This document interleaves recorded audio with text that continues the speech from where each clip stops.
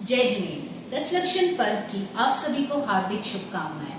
हर साल की तरह इस साल भी मैं एक स्पेशल वीडियो सीरीज लेकर आई हूं, जिसमें हम अगले 10 दिन तक देखेंगे कि किस तरीके से हम दशलक्षण धर्म को अपने जीवन में अपना सकते हैं। सिर्फ एक दिन के लिए नहीं, बल्कि पूरे 365 डेज, फिर चाहे हम किसी भी धर्म के हों। इस साल मेरा और एक प्रयास है कि मैं आपको दिखाऊं कि कैसे हम आजकल इमोशनल इंटेलिजेंस की काफी बातें करते हैं, इमोशनल और मेंटल वेलबींग के बारे में हमारा काफी फोकस रहता है हमारे लाइफ में, लेकिन दशलक्षण पर्व जो हम सदियों से मना रहे हैं उसमें ये सारी क्वालिटीज, ये सारे जो वर्च्यूज है इनग्रेन है कहीं ना कहीं।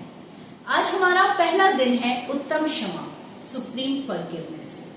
Forgiveness is not an act of kindness for a day. It has to be our constant attitude. दोस्तों, किसी के लिए क्षमा का भाव रखना ये सिर्फ एक दिन के लिए काफी नहीं है, इसे हमें अपना स्वभाव बनाना है। अब आप कहेंगे इशिता, बोलना बहुत आसान है, पर हम किसको ऐसे कैसे किसी को हम माफ कर दें इतनी आसानी से।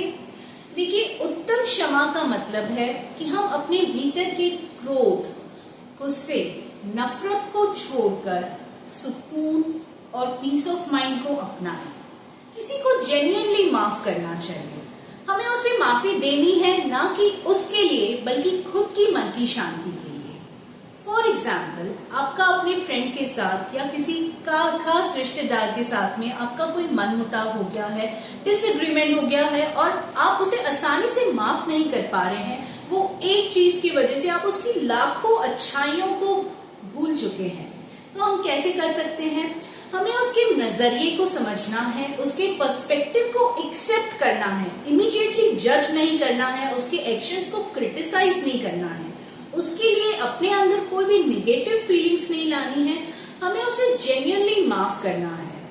और अगर हम इमोशनल इंटेलिजेंस के नजरिए से देखें तो उत्तम क्षमा, सुप्रीम फॉरगिवनेस अगर हम अपनी लाइफ में अपनाते हैं तो it helps us to become aware of our own self. Self awareness cultivate करता है, जिससे हम अपने अंदर की भावनाएं, हमारी फीलिंग्स, हमारे इमोशंस की तरफ जागरूक होते हैं।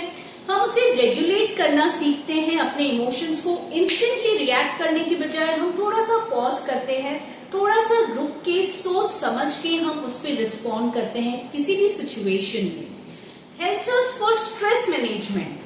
आजकल स्ट्रेस मैनेजमेंट एक चैलेंज बन गया है हमारे लिए। छोटे से छोटे बच्चे से लेकर बड़े से बड़ों को तनाव की शिकायत रहती है।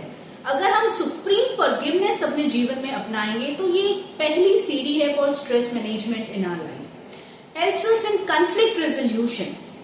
पर्सनल लाइफ हो, प्रोफेशनल लाइफ हो, अपने आपस के जो मनमुटाव हैं, कॉन्फ्लिक्ट्स को एमिकेबली रिजॉल्व करने में हेल्प करता है, कम्युनिकेशंस को ओपन रखता है। इट्स अस टू एम्पैथाइज, दूसरों के दृष्टिकोण को समझ के उनके ओपिनियंस को रिस्पेक्ट करना, उनकी तरफ सहानुभूति रखना। किसी भी सिचुएशन में फ्रस्ट्रेट नहीं होना है, इरिटेट नहीं होना है। कोई भी चैलेंजिंग सिचुएशन में कैसे हमें अपना पीस ऑफ माइंड बनाए रखना है, calmness बनाए रखना। Self forgiveness is very important for self control and peace of mind in our life. I hope कि supreme forgiveness, उत्तम क्षमा को मैं बहुत ही सरल तरीके से आप सबको इसका महत्व समझा पाई हूँ। और I encourage everyone to implement this virtue, not just for one day in our life, but for the entire year. Thank you. जय जिनेन्द्र।